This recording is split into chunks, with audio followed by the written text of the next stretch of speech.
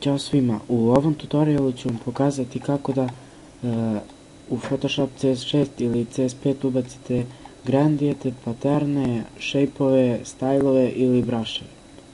Uđete u Photoshop i izaberete neki tool, na primjer brush, kliknem desni klik i ovdje u opcije uđemo u ovaj preset manager i ovdje na preset type izaberemo koji ćemo tool.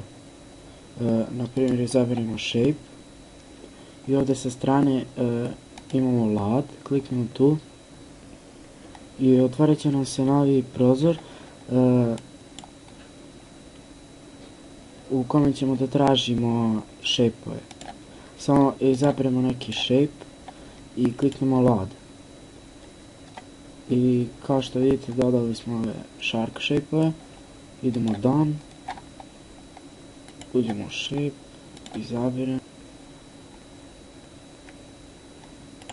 ovaj i evo kao što vidite ubacili smo shape-ove. Da probamo neki drugi.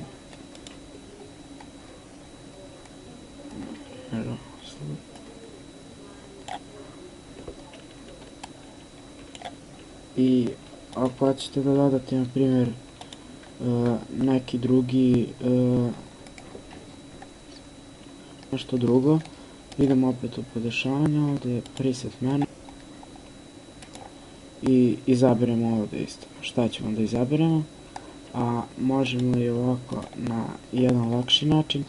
Na primjer izaberemo shape, brush i kliknemo desni klik i na ovo ovdje podešanja imamo load brushes i samo tu i izaberemo brush i load. To je isto kao kad smo ušli u onaj preset manager, samo što tamo možemo da izaberemo koji ja ćemo tool od jedan put. I to je to u ovom tutorialu. Hvala vam što ste gledali ovaj tutorial.